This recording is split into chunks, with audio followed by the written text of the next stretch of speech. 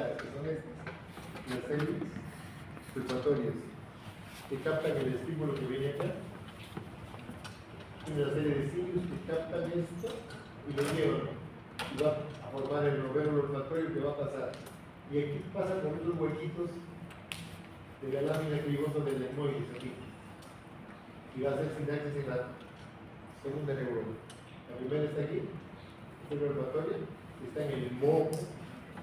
La segunda está acá, en el bulbo olfatorio. Entonces, es un tipo de nervio, como dice ahí, sensitivo especial que se encarga de esa función. ¿Y qué hace el nervio olfatorio? Capta el estímulo aquí, sinapsis aquí, segunda neurona, y aquí en la segunda neurona del bulbo olfatorio, una porción, la mayoría, va a ir acá al lóbulo temporal. ¿A dónde? A la quinta temporal, junta al hipocampo. Y otra porción va al bulbo olfatorio del otro lado.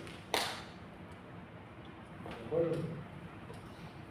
Estamos entonces, la segunda neurona está aquí, emite un axón que va hasta la quinta temporal, hasta acá del hipocampo. Y otra parte de este grupo de células va al bulbo olfatorio del otro lado. De manera que el estímulo visual, el estímulo olfatorio del lado izquierdo va al lado izquierdo del cerebro, pero también va al lado derecho porque va al bulbo olfatorio del otro lado. ¿Ya? Por ese motivo es que el estímulo se percibe en un lado y en el otro. ¿Y dónde es que se percibe el olor? ¿Dónde se percibe? ¿Aquí? ¿Aquí? ¿O acá? Allí, ¿no es cierto? Se percibe en la quinta temporal, en el hipocampo. Allí se percibe el estímulo olfatorio. Entonces, de ese modo, un estímulo que viene acá en el lado izquierdo va al lado izquierdo, pero va al lado derecho. Por ese mecanismo de que aquí una porción va al bulbo olfatorio de este lado y la otra una porción va al lóbulo temporal y la otra va al bulbo olfatorio del otro. Estamos entonces. ¿Sí? Si tienen alguna pregunta, por favor, me la hacen, ¿ya? No se preocupen conmigo. Yo contesto todo lo que pregunten. ¿Ya? Ahí está. ¿Cómo evaluamos entonces? Como lo hacíamos, en lo posible que la persona aquí que evaluamos no vea lo que estamos diciendo. Le tapamos una fosa nasal y le acercamos un estímulo al otro lado y le pedimos que aspire. ¿Hueles algo? Simplemente si huele. Estoy viendo la vía olfatoria. Y finalmente le digo, ¿qué hueles? ¿Qué percibes? ¿Algo no? En ese momento estoy evaluando corteza temporal. Quinta temporal. ¿Estamos? Entonces, esa es la forma como evaluamos. Patología anosmia, hipoamia, hiperamia. ¿Qué significa tal cosa? Alrededor generalmente desagradable. Fétido. Y eso es frecuente, alguna vez vemos eso. Sobre todo cuando hay alucinaciones olfatorias, cuando hay crisis del lóbulo temporal, en epilepsia parcial compleja, aparece eso, que son alucinaciones olfatorias. Gran parte de nuestra población tiene trastornos del almacén, sí, sobre todo los que acá en Lima que es tan húmedo, tanto hongo que hay en el ambiente, que la gran mayoría tiene hiposmia. Bien. El segundo nervio, el óptico, igualito que el anterior, sensitivo especial. A ver, ¿cuántas células tiene? ¿Dónde está? Aquí. Aquí está la retina. Aquí está la retina. Tiene una. La retina tenemos así. Ojo derecho, una porción nasal, una porción temporal. Ojo izquierdo, una porción nasal, una temporal. Y retina. Entonces la retina la dividimos en dos partes. ¿Y la retina? ¿Qué pasa en la retina? En la retina hay una serie de células especializadas, como estas que ven aquí, conos, bastones, en fin, todas ellas, hasta 5 o 6 células diferentes, que hacen sinapsis al final acá, en la célula ganglionar, que es la última. La célula ganglionar capta todos los estímulos y se prolonga. Aquí viene la célula ganglionar que se prolonga como un nervio óptico. ¿Listo? Entonces estamos, la retina está acá. Y ahora viene el axón de ellos se convierte en el nervio óptico, que tiene una porción temporal, una porción nasal. Una porción nasal y la otra temporal. Como nervio óptico viene la porción nasal y la temporal. La porción nasal y la temporal. Y aquí hay una estructura que se llama quiasma. El quiasma óptico. ¿Sí? En el quiasma, la porción nasal del lado izquierdo pasa a ser temporal, nasal del lado derecho. Y la porción nasal del lado derecho pasa a ser nasal del lado izquierdo. Ahí se cruza solamente de las nasales. La temporal sigue siendo izquierda, sigue siendo derecha. ¿Estamos? Ese dato es importante. ¿Ya? Entonces, aquí en el nervio óptico tengo temporal derecha, nasal izquierda. En el quiasma tengo nasal derecha, nasal izquierda. Y acá tengo, miren, temporal izquierda y nasal derecha. Las centrales, las nasales se cruzaron. ¿Sí? Luego viene acá y hay sinapsis aquí. Acá tenemos. Vale, mejor continuamos la primera aquí. Viene y acá está sinapsis, acá hay otra neurona. En el cuerpo geniculado lateral.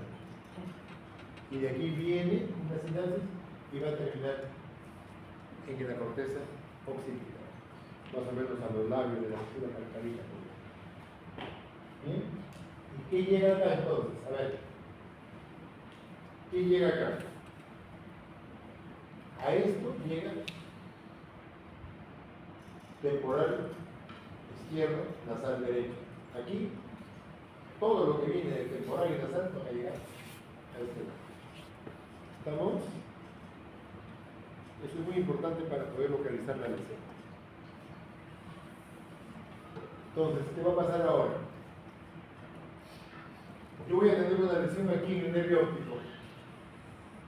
¿Cómo se llama eso? ¿Cómo se llama el nervio óptico? Característico de parotismo neuritis óptica. ¿Qué tiene esta paciente cuando lo examina? Neuritis óptica significa un trastorno a este nivel. ¿Qué va a tener? Ceguera de este ojo izquierdo. ¿Sí? Voy a seguir avanzando y voy a tener una lesión aquí, en el quiasma óptico. ¿Se presenta eso? Claro, claro. Sobre todo en adolescentes, inconvenientes así como ustedes. ¿Ya? Se presenta una patología que compromete la hipótesis. Empieza a crecer la hipótesis y comprime. Comprime y nos va a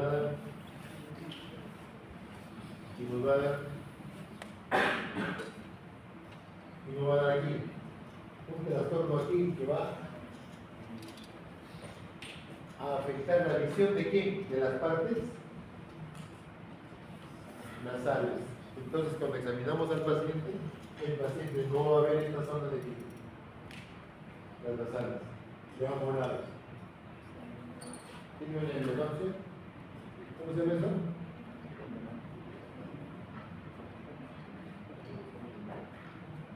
¿Qué tiene el paciente que tiene una epilepsia? No ve aquí.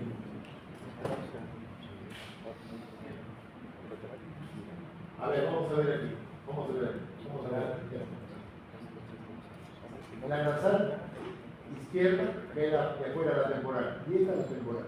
Pues si tengo lesión aquí, en el ápice temporal, solamente ve la parte central, no ve los lados. Característico del microadenoma. ¿Lo vemos? Sí, lo vemos. De vez en cuando. Sí, lo vemos. ¿Ya? Avanzando y tenemos un poquito más atrás. Tenemos aquí una lesión aquí. la cintilla óptica del lado izquierdo. La cintilla óptica del lado izquierdo, miren ustedes, trae temporal izquierda y nasal derecha. No se va a ver los campos visuales del otro lado. Himenopsia bitemporal derecha. ¿Estamos? Voy a tener una lesión aquí. Cintilla óptica del lado derecho. La cintilla óptica del lado derecho que trae temporal derecha, nasal izquierda. No se va a ver los campos visuales del otro lado. Entonces, himenopsia bitemporal. De aquí para atrás, siempre va a ser del lado opuesto. Siempre. A ver, dos palabritas para no olvidarnos.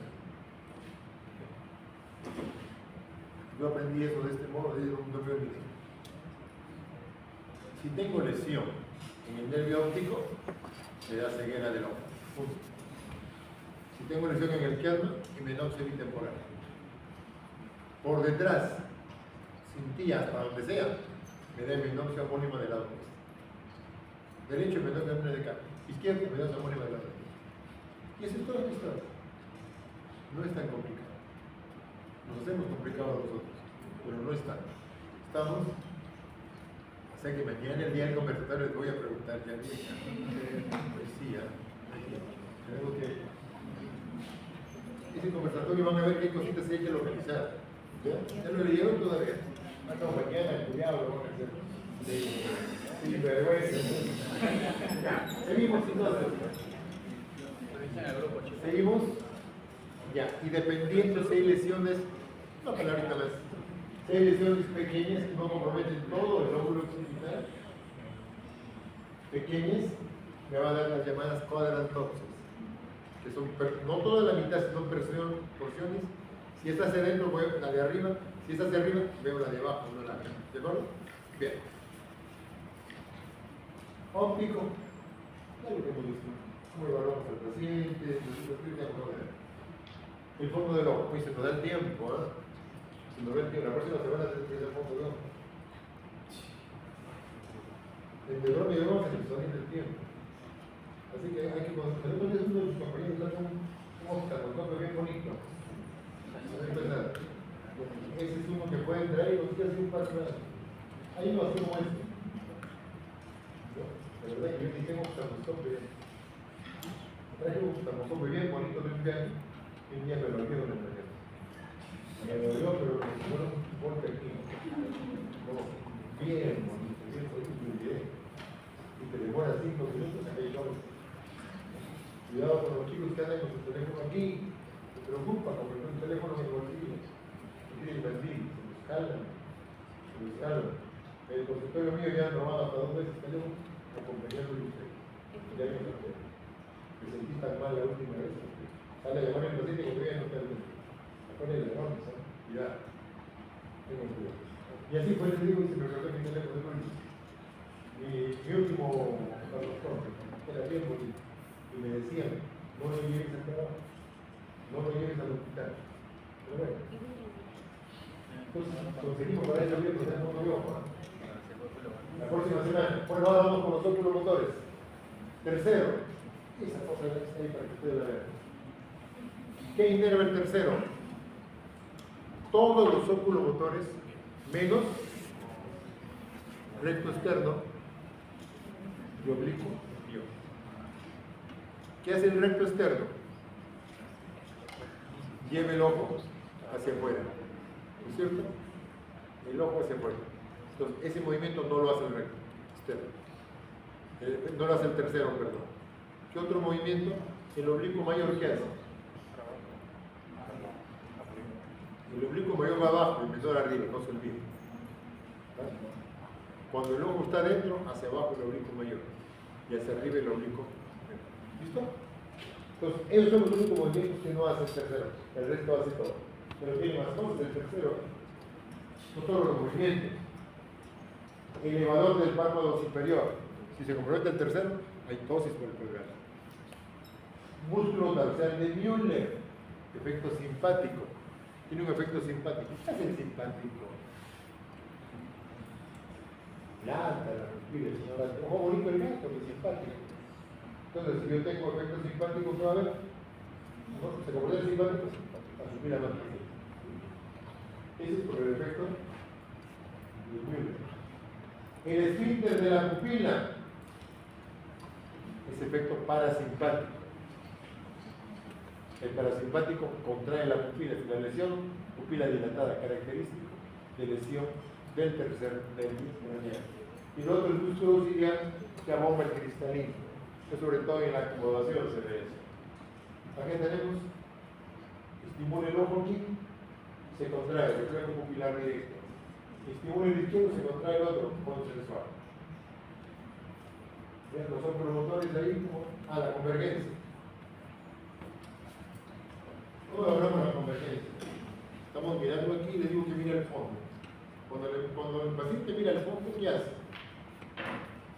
Los ojos que están juntos acá se abren un poquito y la pupila se hace más grande. Entonces, convergencia, cuando está mirando al fondo y no hace que mire acá, la pupila que está, los ojos que están separados se juntan. Eso es convergencia. Pero la pupila está grande cuando está mirando arriba. De ver acerca se contrae. Eso se llama acomodación. ¿Ya?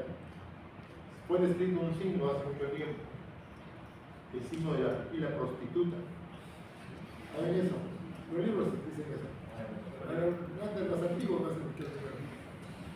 La pupila prostituta que se presenta en la luz, no ocurre esto. No. La pupila se acomoda, pero no responde. Eso es lo que hace la prostituta. Ya. La pupila prostituta dice sí, que la pupila se acomoda, pero no responde. Igual lo que hace la prostituta. ¿No? Ya. ¿Qué hace el tercero? Eleva el párpado, por lo que acabamos de decir. Los movimientos oculares contraen la pupila como del ojo. Vamos a decir. Acá. A ver, este caballero que está aquí. ¿Qué llama la atención? El párpado caído, como hizo del tercero. Tosis palpebral izquierda. Y la pupila, miren, dilatada, miliática, sin respuesta a la luz. Eso es característico de compromiso del tercer nervio. Acá tenemos un paciente con un síndrome de Horner a nivel del simpático cervical. ¿Qué pasó acá? Dice, hay miosis. ¿Y por qué hay miosis? Porque acá el tercero, si vemos en general la porción enorme del tercero es parasimpático. Entonces, si se compromete, la pupila se va a dilatar. Es el efecto parasimpático, porque no funciona el simpático. Pero también tiene una porción pequeña a nivel simpático, que de por sí dilata la pupila un poquito en ciertas zonas, y el simpático se dilata. Cuando se compromete, ahí la pupila se contrae un poquito. A eso se refiere un Horner. Acá, por ejemplo, tenemos esto es normal, pero acá tenemos un poquito de caída del párpado, como dice acá, miosis, la pupila pequeña, cierta tosis palpebral y como el ojo que se hunde un poco. Ese es característico del síndrome de Horner, por lesión a nivel cerebral. Rara vez encontramos eso, pero sí lo vemos. Bien, el cuarto. ¿Qué viene el cuarto? ¿Dónde está? El oblicuo superior, que lleva el ojo hacia abajo y hacia adentro. El sexto lleva el ojo hacia afuera. Ahí está, esta cabecita. Lleva los ojos acá hacia la izquierda. Bien, lleva a la derecha. Acá se quedó por parálisis del recto externo y el quinto tiene una función fundamentalmente sensitiva, pero también tiene emisora, ¿no es cierto? ¿Cuántos núcleos tiene el quinto? Varios núcleos. Tiene el motor, que está en la protuberancia.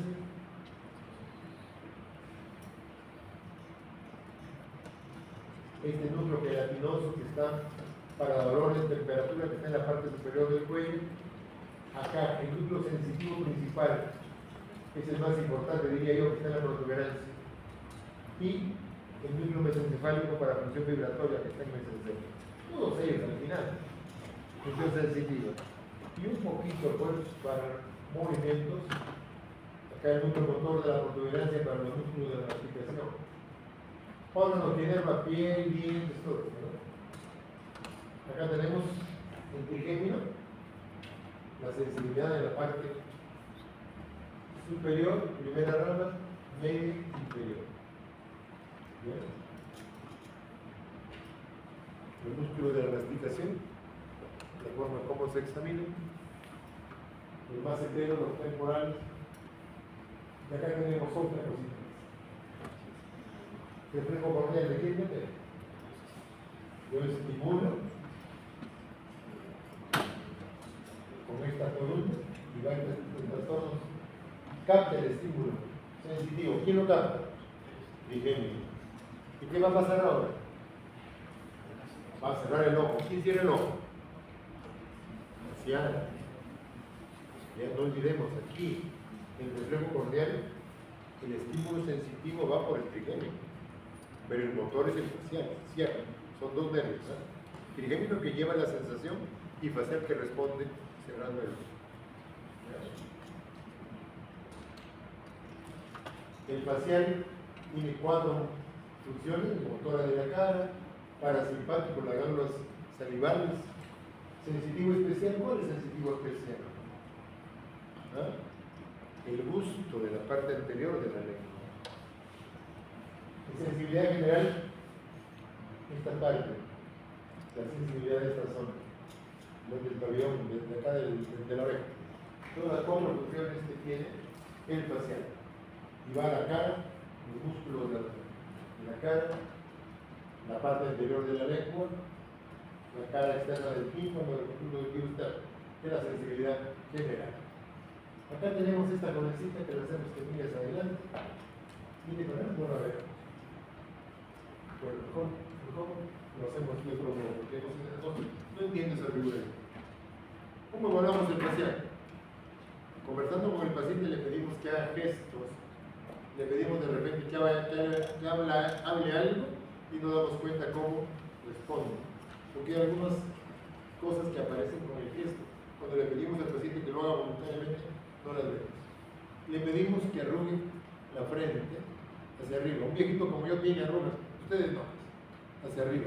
Que haga gestos, que cierre los ojos con fuerza orbicular de los ojos, si nos oponemos, los labios con fuerza orbicular de los labios, que abra la boca, que abra la cara, perdón, que abra la boca y vemos el gesto cómo está, si es simétrico o no.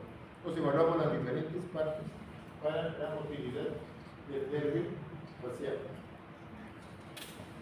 Evaluamos esta zona de la oreja, el pabellón de la oreja, para ver cómo está la sensibilidad, que son las 2 funciones del facial. Luego tenemos la sensibilidad para el gusto, en la parte anterior de la lengua, que generalmente no lo hacemos.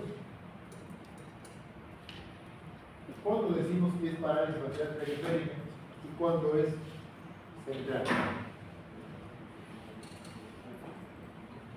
La inervación viene de este modo: del lóbulo frontal, lado izquierdo, y esta zona del lóbulo frontal viene hacia el lado derecho de la cara. ¿Sí?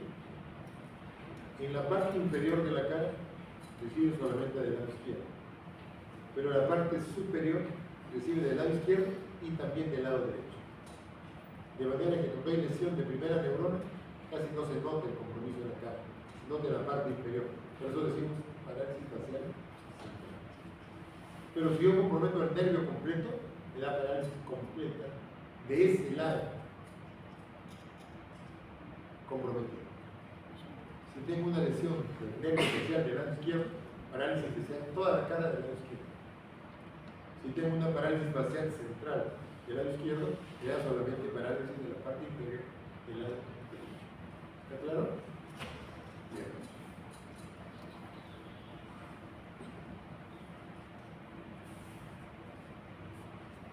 Ahí está, ¿eso es central o es periférico? Periférico. Claro que periférico. ¿Por qué? Análisis de la parte superior y de la parte inferior. ¿Del lado izquierdo o del lado derecho? Derecho. Acá se contrae, el problema está aquí. La parte superior y inferior. Bien, el octavo, vestíbulo coclear, una función vestibular y función auditiva. Es un nervio fundamentalmente sensitivo. Innerva el órgano de Corti para la función coclear, utrículo y sáculo y crestas angulares de los conductos semicirculares para el equilibrio. Acá tenemos la prueba de Romer. La prueba de Romer la hacemos con el paciente con los pies juntos y le pedimos que cierre los ojos.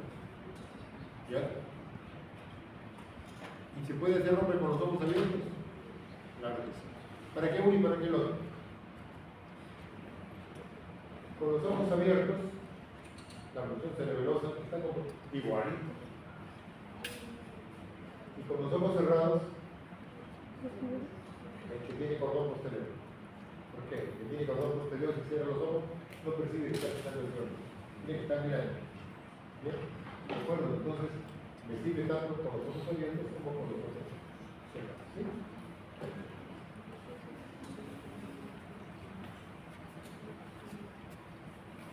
Y esa es la prueba. Con el diapasón estimulamos aquí en la parte anterior. Weber se percibe la vibración en el centro, aquí. Un problema sería que haya un problema en el oído, en el conducto auditivo interno, y ahí no va a percibir el estímulo. Al hacerlo aquí lo va a percibir en este lado más. Ya entonces me dicen, digo, Weber lateralizado izquierdo, Weber lateralizado derecho. Está indicando que hay un compromiso en esa zona. En este caso no hay ningún problema central.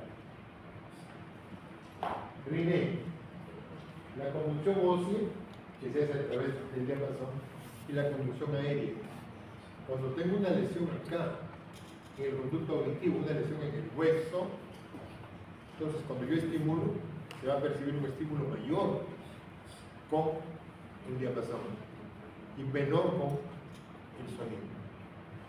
Eso indica que hay un trastorno que está comprometiendo el conducto auditivo y probablemente la mastoidea. Por eso esa prueba es importante para eso, para ver función coclear, porque la conducción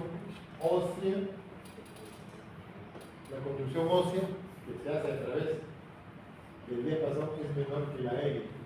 Le estimulo acá en la parte posterior, le estimulo y en un momento ya no percibe el ruido. Me acerco y lo va a escuchar. Eso es lo. Entonces decimos, Riné. Cuando eso está invertido es patológico. El glosofaringio, que tiene que ver con funciones de la parte posterior del faringe, de la laringe, la evaluamos de este modo. Al abrir la boca, vemos que la óvula es central, que eleva bien el dedo del paladar y por supuesto el reflejo nauseoso. Y vemos que se produce la arcada, ¿no? Le pedimos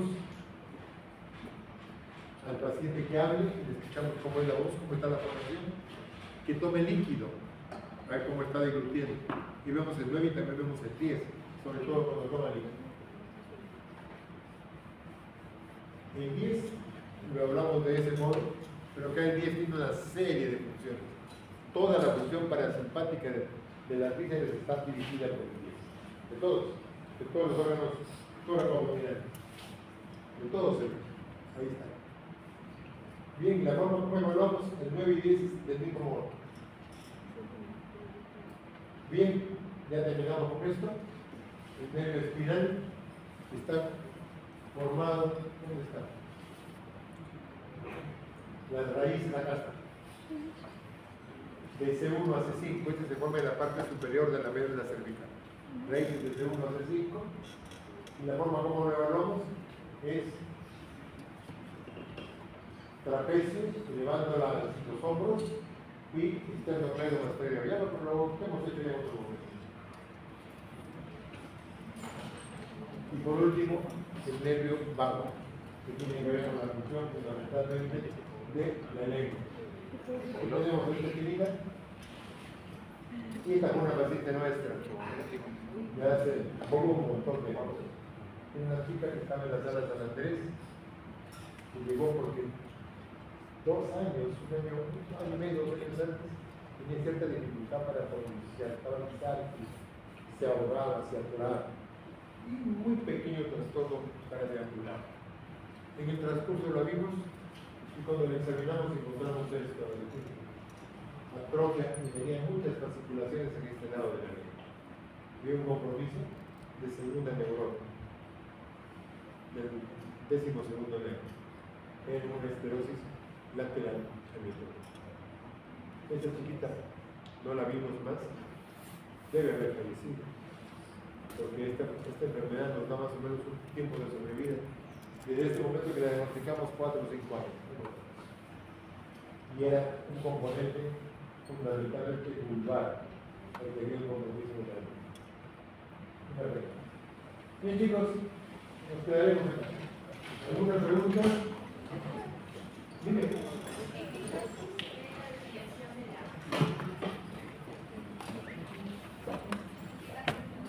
Bueno, a ver.